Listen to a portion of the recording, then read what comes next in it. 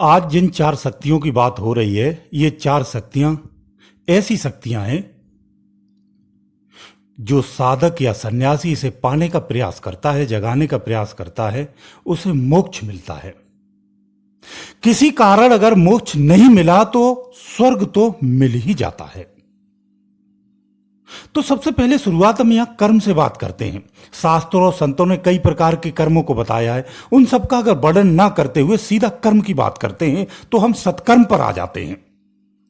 सत्कर्म यानी पहला प्रयास या पहली शक्ति, यह सत्कर्म ही है जिसके तहत निस्वार्थ होकर के दया, दान, जप, तप, पूजा पाठ, भजन, कीर्तन, परोपकार, आरती, बंदन, प्रार्थना, मानवीय गुणों की पालना, सत्संग, प्रवचन, श्रमिक अध्ययन, धार्मिक अनुष्ठान, भंडारा, जीव रक्षा, धार्मिक प्रोग्राम करना या धार्मिक विशेष स्थानों का निर्माण करना, सात्विक भोजन करना, सात्विक विचार रखना, विचारों का सात्विक आदान प्रदान करना, हवन पूजन करना, धार्मिक स्थानों पर भंडारे करना, धार्मिक प्रचार करना, प्रसार करना, संत सेवा करना, सार्वजनिक सेवा करना, समाज सेवा करना, संत आज्ञा की पालना करना, ये सब सत्कर्म में ही आते हैं। धर्म अनुसार आचरण करना, ऐसे तमाम और भी कार्य हैं जो सब सत्कर्मों में आते हैं। इसी को हम सत्कर्म कहते हैं। प्रकृति का गुण है। प्रकृति का गुण और व्यवस्था के अगर अनुसार देखा जाए तो संसार में हर प्राणी बिना कर्म के नहीं रह सकता है। वो हर क्षण कुछ न कुछ कर्म करता ही रहता है। जैसे तुलसीदास ने कहा है कि कर्म प्रधान विश्व रचि राखा, जो जस करे सो तस फल चाखा। कर्म से ही यानी कर्मों के परिणाम ही हमारे गति होती है। लेकिन ध्यान देने की बात यह है कि वो कौन सा कर्म करता है, कैसा कर्म करता है। अगर उसके सत्कर्म है तो फिर वो कल्याणकारी है, वहीं अगर सत्कर्म नहीं है तो वो पतन मार्गी है, जिसमें जीव को 84 कोसों का चक्कर लगाना पड़ता है अगर वो सत्कर्म नहीं है तो। जो सत्कर्मी नहीं होता है उस जीव की यही सजा है, उसे यही सजा मिलती है। कर्म परिणाम के अनुसार जीव को कभी एक क्षण का भी आराम नहीं मिलता है। वो युगों युगों तक भय और दुखों सहन करते हुए 84 का चक्कर लगाता रहता है। यह इतना बड़ा चक्कर है कि युग बीत जाते हैं। जब 84 कोस का चक्कर पूरा होता है तो वापस फिर उसी स्थान पर घूम के आ जाता है जहां शुरू किया था, और फिर मानव शरीर में होता है, जो एक पुण्य अवसर के रूप में उसे मिलता है। अज्ञानता के कारण जीव कर्मों के मार्ग पर चला जाता है और परमात्मा को छोड़कर के पापाचार में लिप्त हो जाता है। वो ब्रह्म आनंद को छोड़ देता है। वो ब्रह्म आनंद को छोड़ करके विषयों की आनंद में खो जाता है। इन्हीं आनंदों के लालच में, इन्हीं को पुनः पाने में दुख और क्लेश का जीवन जीता है। अंत तक विषय आनंद की पूर्ति नहीं हो पाती, उसकी अधूरी ही रहती है। तड़प की मृत्यु को प्राप्त होता है। इस पतन से बचने का एक ही उपाय है। वो कौन सा उपाय है? सारे संसारी का अगर स्थिति देखा जाए तो सत्कर्म है। सत्कर्म से ही मोक्ष की प्राप्ति होती है। ऐसे आपका वेद भी कहता है, शास्त्र भी कहते हैं, पुराणों की कथाएं भी कहती हैं। तो अब प्रश्न उठता है, यहां क्या प्रश्न उठता है कि सत्कर्म कैसे करें? तो सत्कर्म करने के लिए ज्ञान होना आवश्यक है।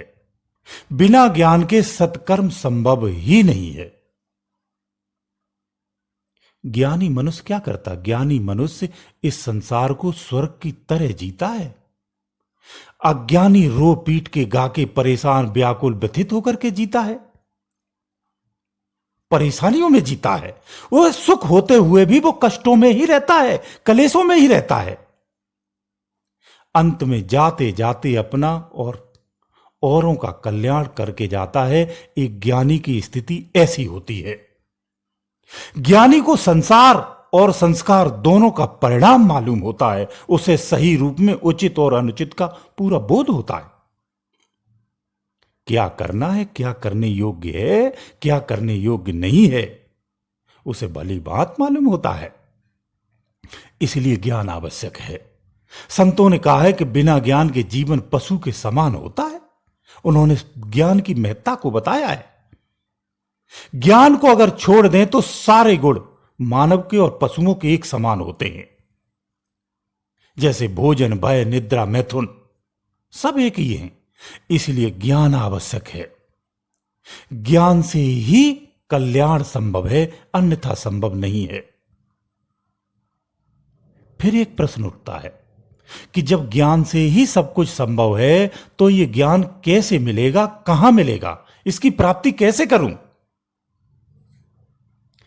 यहां बात फिर आ जाती है तीसरा पावर, तीसरी शक्ति, गुरु की शक्ति। पहली आपका मैंने बोला, पहली शक्ति आपकी क्या थी? सत्कर्म की थी। दूसरी ज्ञान की थी। अब तीसरी शक्ति आपकी है गुरु शक्ति। ज्ञान प्राप्ति के लिए गुरु की आवश्यकता होती है। गुरु अपने ज्ञान से आपको सत्य मार्ग का, सत्य कर्म का बोध करा देता है। गुरु सत्य को उजागर करता है, उस सत्य के रहस्य को उजागर करता है जो सामान्य रूप से समझ में नहीं आता है। यहां एक चौपाई याद आ रही है, इसे कहते हूं, गुरु बिन ज्ञान न होए गुसाई और कोटिन जतन करो मन माही। ज्ञान और परिणाम के लिए कितने भी मनमुखी प्रयास कर लेना, परंतु वास्तविक बोध नहीं हो सकता है। इसके लिए गुरु होना आवश्यक होता है। यहां गुरु की प्राथमिकता इसीलिए दी गई है। आपका धार्मिक गुरु होना चाहिए। गुरु सही दिशा का बोध करा देता है कि जाना कहां है। बिना गुरु के मनमुखी जीवन जो आपका होता है, या मनमुखी जो साधना होती है, वो आवारा बैल की तरह होती। चाहे वो साधना हो, चाहे आपका जीवन हो, वो दिशाहीन जीवन होता है। इसलिए गुरु होना आवश्यक है। गुरु को बनाकर के ही साधनाएं करनी चाहिए। फिर भी एक प्रश्न उठता है, फिर आपके मन में एक प्रश्न उठता है कि गुरु किस प्रकार से ज्ञान से सत्कर्मी मानव को बनाता है, सतमार्ग पर ले जाता है, सत्य से परिचय कराता है, उस वास्तविकता से मिलाता है। इसका सरलतम उत्तर यह है, गुरु क्या करता है? कठोरता से, गुरु पालना से, जो गुरु पालना होती है ना, उसे बड़ी कठोरता से गुरु पालना से पालना कराता है। फिर सत्ययुक्त धारणा का निर्माण करता है। या यूं कहूं कि कठोर गुरु पालना से सत्ययुक्त धारणा का निर्माण करता है। वो आपके हृदय में करता है। धर्म का साक्ष्य ज्ञान दे करके, यानी दर्शा करके, दिखा करके धर्मी और सत्कर्मी बनाता है। इस तरह से गुरु बनाता है। गुरु एक धारणा भी देता है। चौथी शक्ति जो है वो धारणा ही है। गुरु ज्ञान के द्वारा सत्य की गहरी धारणा देता है। यही तो धारणा जलागा था आपके दिल में। गहरी धारणा ही धर्म बनाती है, क्योंकि धारणा ही तो धर्म होती है। जब आपके अंदर में जो गहरी धारणा बन जाती है, आपका विचार आचार उसी तरह से चलता है, यही आपका धर्म बन जाता है। तो इस प्रकार से गुरु अपने अनुयायी को अधर्मी से धर्मी बना देता है। गुरु सार और संसार का बोध कराता है, सत्य सत्य के परे का बोध कराता है, ज्ञान और विज्ञान का बोध कराता है। गुरु ज्ञान के गुप्त चक्षु को खोल देता है, सत्य मार्ग को उन ज्ञानों से दर्शा देता है। आज्ञाकारी जो शिष्य होता है, जो उनका प्रेमी शिष्य होता है, उसको सच से दीदार करा देता है। आप सोच रहे होंगे ये कैसी धारणा है, ये धारणा क्या है? धारणा एक दिशा है, एक लक्ष्य है, एक परिणाम है। ये कर्म हेतु एक प्रेरणा है। जिसकी जैसी धारणा वैसा ही उसका विचार, और जिसका जैसा विचार वैसा ही उसका कर्म होता है, प्रेरणा होती है। गुरु सत्य की धारणा देता है तो सत्य विचारों का उद्गम हो जाता है। यही गुरु की कृपा होती है। धर्मी पुरुष सदा सतगुरु का प्रिय होता है, उसे सतगुरु कृपा मिली होती है। ऐसे धर्मी के साथ सारी कायनात साथ में होती है, क्योंकि जब सतगुरु का हाथ होता है तो सारे देवी देवताओं के आशीर्वाद, उनकी कृपा आपको मिलती है, उनकी अनुकूलता आपके साथ होती है। ऐसा धर्मी, ऐसा कर्मी निश्चित रूप से मोक्ष को ही प्राप्त होता है। किसी कारण कमी रह जाती है तो फिर वो स्वर्गवासी होता है, स्वर्ग को प्राप्त करता है। तो मोक्ष या स्वर्ग के ये चार ही शक्तियां हैं: सत्कर्म, ज्ञान, गुरु और धारणा। जो इनको जगाता है, जो इनकी पालना करता है, निश्चित रूप से वो कमजोर से कमजोर अगर साधक है तो वो मोक्ष का अधिकारी होता है। उसे मोक्ष तो मिलता ही मिलता है, नहीं मिला तो फिर उसे स्वर्ग मिल ही जाता है। किसी भी हालत में उसे स्वर्ग तो निश्चित मिलता है, ऐसा शास्त्र भी कहते हैं।